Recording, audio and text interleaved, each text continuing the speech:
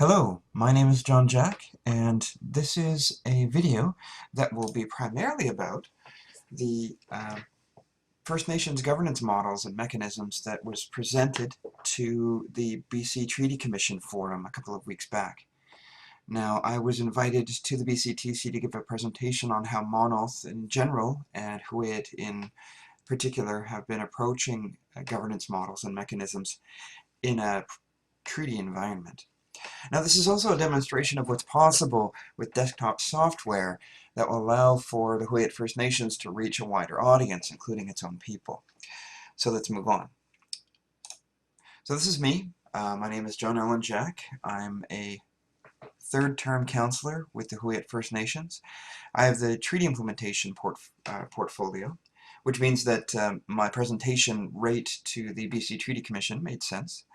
But this is my experience in regards to things treaty, and was hopefully allowing for us to really see what's going on and what could be going on in the BC Treaty Commission's process, specifically in the context of the Maa-nulth nations. Anyway, in the bottom here, right here, is my Twitter handle, as well as the BC Treaty Commission's Twitter handle. If you're not on Twitter, it's a good source of news and information, and you may want to look at it. Anyway, thanks. Here's the next one. So, we have actually kind of 6 points of discussion. The first is just an easy West Coast context. The second is a specific discussion about the Maa-nulth Agreement in principle. Then we'll move on specifically to the Maa-nulth Treaty. From there, we'll talk about matters of governance within the Maa-nulth Treaty Society, as well as specific items of governance within each individual nation. More specifically, I'll be talking about the Huu-ay-aht First Nations, just because my knowledge of other nations' governance models within Maa-nulth is not complete, and I would not speak for them. Also, I'll talk to the shared initiatives that was going on in regards to leading up to treaty and implementing the treaty now. Things that we do when we work with the other 5 Maa-nulth nations in making sure that the treaty works. And of course, making it work is the most important part, and something that we continue to strive to do going forward from here on in. All right. So, in the West Coast context, Maa-nulth is both a description of a culture grouping of 14 First Nations and communities on the west coast of Vancouver Island. Also, it is the short form name for the collective organization of those 14 First Nations, and that's called the Maa-nulth Tribal Council. Now, I'm not necessarily an expert when it comes to how the Maa-nulth Tribal Council operates, nor am I an expert when it comes to talking about the individualized cultures and histories and heritage of each of the First Nations of the Maa-nulth. But what I can say is that the Maa-nulth are kind of known to be a people who speak the same language and hold the same values and have roughly the same spirituality up and down the West Coast. The only difference is that it was a lot like the Greek city-states in the Bronze Age of Europe, which means that even though we spoke the same language, held the same culture, we were often thought of as different political units, which meant that we were allies, enemies, neutral folk from time to time, and it was really a very vibrant political landscape when it comes to how things were pre-contact. Anyway, the only other thing I can probably state here is that the Maa-nulth is the more accurate depiction of that culture grouping, and it was previously known as the Nootka people. It was a label given to us by the Western explorers, or the European explorers. Continuing on with the West Coast context, Maa-nulth is both a reference term to the Maa-nulth Final Agreement, which we call the Maa-nulth Treaty, or just the treaty, or it's a description of the 5 member nations working together within or underneath the umbrella organization known as the Maa-nulth Treaty Society. Now, one important thing to note is that it's pronounced Maa-nulth, not Maa-nulth. And if you hear anybody say Maa-nulth, please correct them. It's not right. Alright, moving into the history. So the Maa-nulth Tribal Council, the 14 nations, were involved in the negotiation of an agreement in principle. So it's kind of like the general terms of how a more filled out and detailed treaty would go. And that treaty, of course, is with the Crown. The Crown being the Crown in right of Canada, the federal government, and the Crown in right of British Columbia, or the provincial government. Now, while the AIP was negotiated successfully, it was not universally accepted, and a number of First Nations did not choose to move ahead. There were a number who did want to move ahead into a stage later than, or more detailed than, the agreement in principle.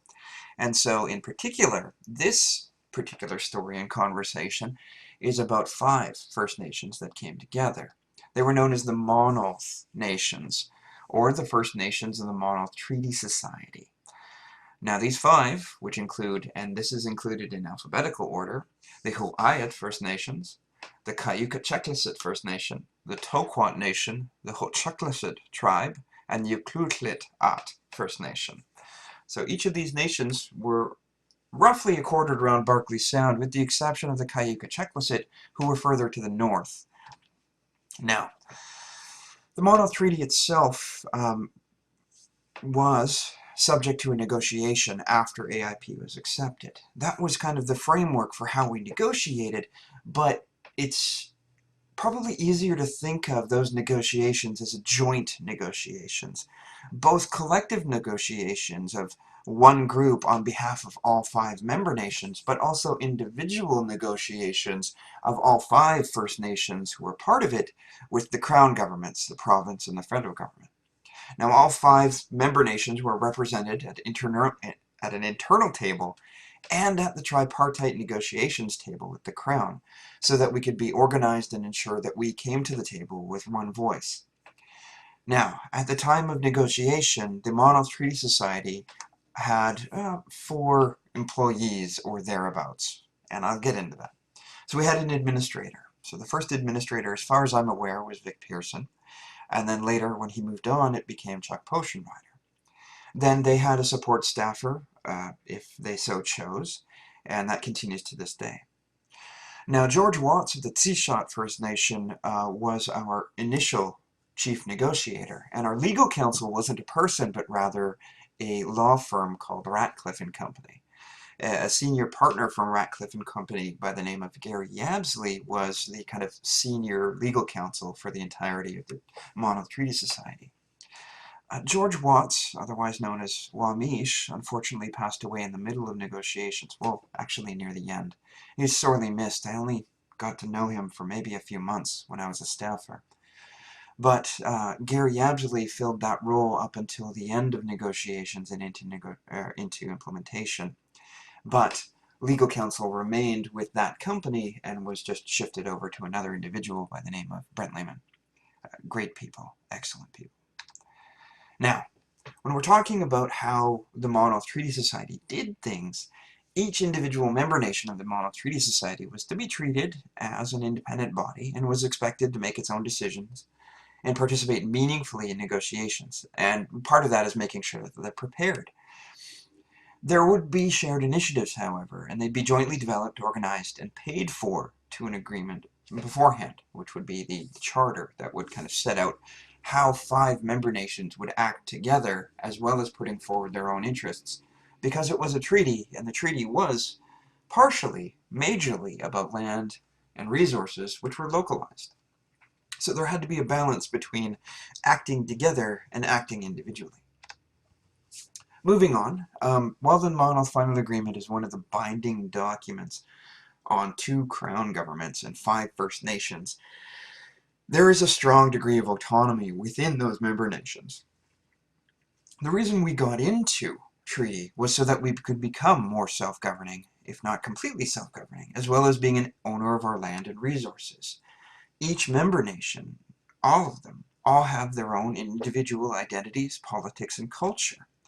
And incidentally, as a result of this entire process, each nation has its own constitution, its own acts of government, which are laws, its own regulations, policies, and its own administration. Now, we act together as an alliance, but not specifically in any centralized way, not always. That's not the default, except in matters where we must and where we choose to. Now, the first governance model that was talked about beforehand was actually a more centralized model. Now, we're less so now, and we're all kind of more acting together. This was later changed to the model we now see due to the disparate geography, demographics, political cultures, and expectations of its people. Now, why this is important is because, well, just to look at each of the nations on a map that were part of the Maa-nulth Treaty, yes, 4 of them were oriented around Barkley Sound, but some were larger and some were smaller. Some were on a major highway, others were more in the hinterland. And then Kayukachekwasit was very far removed geographically. And so their expectations and their priorities were always somewhat different. The same has to do with each of the other 4 First Nations that were involved. So we act together as an alliance by choice and choose to act together while retaining most of our autonomy. So each First Nations government is markedly different. While the treaty mandated that each be essentially democratic, how that is expressed varies among the member nations. And so, for example, hereditary leadership, their involvement in government is varied. It could be directly involved, or purely advisory, or somewhere in between. And so I think what we need to realize is that I can't talk about other First Nations, but what I can talk about is Huu-ay-aht's experience. So, like I said, and say hello to the laser pointer, the Huu-ay-aht First Nations government is somewhat complicated, but the central aspect here is the Huu-ay-aht Council.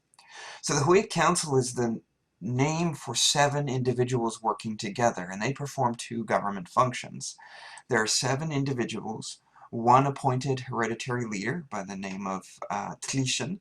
He's the Tai-Hawit, which means the head chief of our nation, as well as an elected chief counselor, and 5 elected councillors. So that's the 7, and they perform 2 functions, one of which is legislative, which is the law-making authority. So legislative means essentially the same types of things that you see in Victoria and Ottawa. We create laws that are meant to be long-standing and wide-reaching, and we are supposed to create a suite of laws, lesser laws, called regulations or policies that exist beneath them. But our laws are the things that guide how we act as a government and the decisions we make going into the future. The second function is kind of a day-to-day function. That's the executive function. And it's the same group of people, but Executive Council is different than Huu-ay-aht Council. Huu-ay-aht Council is the legislature, and they have very important duties and rights to be members of government that they must fulfill. The executive is a day-to-day function, or a month-to-month function, where the chief counselor acts as kind of the quarterback and assigns duties to make sure that things get done. Laws decide what gets done and how we do it, but the actual doing of those things, at least at a political level, are performed by the executive. Now, the executive is the one that actually selects a chief administrator who then sets up a staff or complete administration to carry out the laws, policies, and decisions of the duly elected government of the Huu-ay-aht First Nations. So that's why they exist down here. But, as you see, the way we set it up is that the Huu-ay-aht citizens are on top because they have direct influence on 2, maybe more, actually almost every body in government, either through direct elections, or consultation with the Huu-ay-aht, or direct participation in our People's Assembly. We also have committees, 4 of which are standing: finance, economic development, treaty implementation, and citizenship. But we also have varying levels and number of special committees, which aren't covered by standing, but they can be created and peopled by an act of the executive and the chief counselor. The last item here is the Huu-ay-aht Appeal Tribunal, which is kind of independent of government. So this is a legal body, and it kind of suits us to think of it as kind of the Huu-ay-aht Supreme Court. If the council were to ever pass a law that went against the Constitution, which is our ultimate law, a complaint could, and probably would, be made to the tribunal, and they would review that law and determine whether or not it was actually against the Constitution or other acts.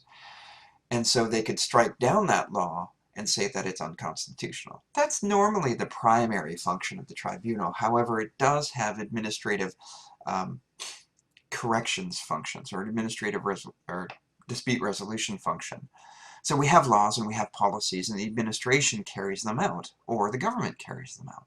Now, if that's done incorrectly and done on purpose incorrectly, a complaint can be made to the tribunal where that activity or that decision or that act can be reviewed, and if it was not done correctly, provisions can be made to correct that, as well as potentially punish someone who was at fault for it if it was in fact something done on purpose. This has to do with deliberations and that sort of thing, and it's all very linked to our laws itself. So that being said, we can move on. This is just the Huu-ay-aht example, but one that I think is illustrative of the types of decisions you can make as a self-governing body. It's somewhat different in a kind of Indian Act government, where the powers and duties are actually derived from the Indian Act, and therefore don't rest at all in our citizens or Huu-ay-aht or any of the institutions we set up ourselves. That's one of the benefits and one of the symbolic importances within our government and our self-government. Okay, so we're actually talking about Maa-nulth and how that came together and how we work together. So we talked about shared initiatives. So those shared initiatives are basically covering off the overall negotiations. So the negotiations led up with a chief negotiator, an administrator, legal counsel, and 5 negotiators for member nations, and any number of member nation treaty staff. So, like I said before, we had a chief negotiator in the late George Watts who took us 90% of the way. And then when he passed away, unfortunately, he was succeeded by Gary Edsley, who was the senior legal counsel for the Maa-nulth. Each individual member nation had a negotiator or a chief negotiator for their nation that sat as a part of the collective group, and they had help either from the administrator or from their own staff moving into the future. So once negotiations were completed, or in the process of negotiation, we talked about specific topics. Now this is meant to be a bit silly, but we really did talk about all of these types of treaty-related items. A lot of it focused on the use of ocean resources. I say fish, fish, fish, but it also meant shellfish. It also meant ocean resources and harvesting. It meant the hunting of wildlife and the conservation of wildlife. It meant the harvest of timber and non-timber resources on our land, as well as a whole suite of other things that were related to the treaty, either collectively or individually. I worked on a few of these myself, more specifically commercial wreck tenures, as well as any potentially contaminated sites. Okay, so after negotiation, you have a thing called ratification. It's the collective discussion on legal and administrative processes, communication, as well as any other work that can be done in the service of a fair, informed, and meaningful ratification process. So this is getting information out about the treaty in a way that was fair, so that someone could make an informed decision, yes or no. Part of that is communications, or communications materials, or making sure people are aware of what's going on. Another part, which is what I've included as an example, is eligibility and enrollment. So in order to vote on whether or not you wanted the treaty to go through, you had to be enrolled under the treaty. There were rules for who could vote for or against it. And while we were in charge as individual nations of who could be enrolled, the actual work of enrolling people and making sure that they had the ability to be enrolled was all guided by at a Maa-nulth level. So even though I'm a Huu-ay-aht member and I was on staff, I had another contract with Maa-nulth to carry out the eligibility and enrollment work to make sure that people were registered to vote. Regardless of whether or not they would vote for or against, we needed to make sure that it was a meaningful number of people, because our population on paper was quite low compared to where it was after the eligibility and enrollment process, which was one of the reasons why we wanted to go for treaty. We had people who were Huu-ay-aht or were members of Maa-nulth member nations who did not, by the rules of the Indian Act, serve or be members of their nations, even though we knew them to be. So I could go on and on about that, but we should move on. So post-ratification implementation. So the treaty has been passed, and now we're implementing the treaty. So I call it post-ratification implementation because it's very important for us to note that implementation tasks and initiatives were undertaken before the treaty had passed, mostly because we needed to make sure that we made the right decisions in setting up the machinery of government. But implementation continues, and that's what we're doing with the Maa-nulth Treaty Society today. So there's multiple tasks or multiple things that need to be done in order to make sure that we can watch what the Crown is doing and ensure that we're carrying out our duties as members or parties to the treaty itself. So the first is to maintain the society. We have an administrator, an assistant, and we have legal counsel, all to help us work together. We also have something called the Tripartite Implementation Committee, which is a high-level committee where one official representative of the federal government, one official representative of the provincial government, and one official representative of all 5 member nations, one person, meet to discuss whether or not the treaty is working, whether or not a party is doing their job or what's expected of them by the other parties, and what we can do in the future to make things better. Now, this includes also support, either administrators or observers, either from council or administration, to make sure things are happening at that level, or aren't happening at that level, depending on who you are. And from there, reporting out and trying to make everything work together. There are specific topics that we work with the Maa-nulth Treaty Society on. Fisheries has multiple different groups. The Joint Fisheries Committee, the committee that created the Fisheries Operating Guidelines, types of things where all 5 nations need to coordinate their approach to managing the kind of collective resource of fish. The same holds true for traditional harvesting, which could be on Crown land, could be on parkland, could be on treaty land, could be on private land, well, but unlikely. But managing that park, Crown, and TSL, which is a word for treaty settlement lands, is very important. Same holds true for wildlife management, because deer, geese, ducks, so on and so forth, they don't really know borders. They don't care if you're on the park or on treaty land. And we need to make sure that we can kind of make sure that we understand what's what. Now, there is joint enforcement. If there's a poacher who's operating across boundary lines, they're poachers. They're not going to care about the boundaries, but we do. We all, the province, the federal government, and all 5 member nations, care about conservation and doing things right. So how do we enforce the laws, ours or the Crown's, in order to make sure that that doesn't happen? Well, this is where we work on it. But the more important thing here is just making it work.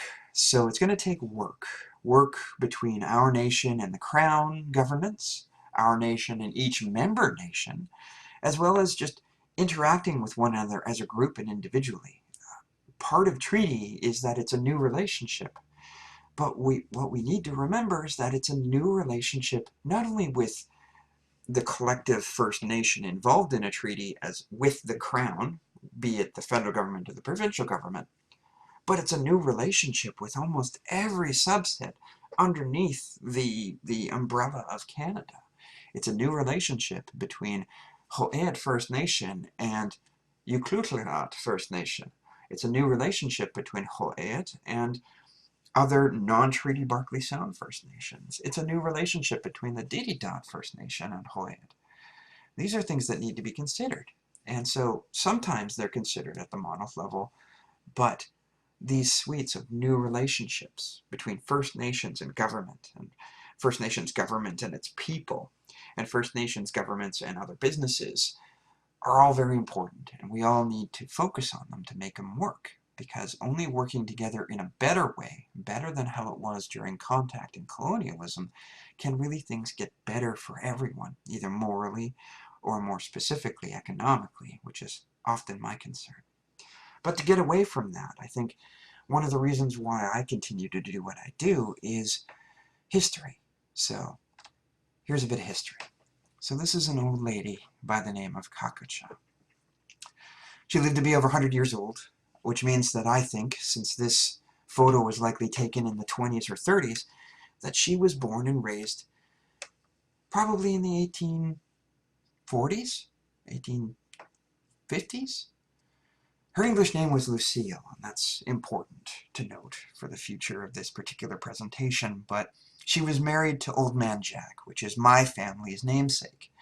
So back when records were starting to be kept about First Nations communities at the very beginning of the colonization period, English names, specifically biblical names, were often given to the patriarchs of each family. And then names would kind of filter down from there. But the first name of the patriarch, the oldest man in the family, would often be the family name of every family member beyond or below. So my last name is Jack because the head of the family at the time, his name was Jack. His first name was Jack. Regardless, though, the important part here is this is Huu-ay-aht. She's my great-great-grandmother. So this is Jackson Jack and his wife Maggie Jack, originally Coots. They're my great-grandparents. But I would note that it's very likely that during the record-keeping process, Old Man Jack's son was just called Jack's son, therefore Jackson. And his last name ended up being Jackson Jack. Now he met a lovely woman from a lovely place, and they married, and they had a child. They had 12 children, I believe, and one of which was my grandpa, or my grandfather. This is Ernest Jack, and he was born in 1927, and he lives today with my uncle in Parksville, BC, and my brother, actually. And so this is him, roughly taken at the same time, in the late 20s, early 30s, and this is just to lend a bit of history to what's going on. And this is why. This is my grandfather now, and he's holding his great-granddaughter, Esri Lucille Jack. So if you remember back to Huu-ay-aht, Huu-ay-aht grew up knowing self-government, knowing a traditional government, knowing a time before colonialism. Well, my daughter is about to grow up in a time where she doesn't know colonialism, or she'll know of it. But her community will be in charge of its fate, its history, its destiny, everything. And I think that's why I get up in the morning. Anyway, thanks, and I hope this is a good experience for you, and hopefully this is something we can continue to do as a nation, or at least me individually, and we'll see how it goes. Alright, thank you, and click go.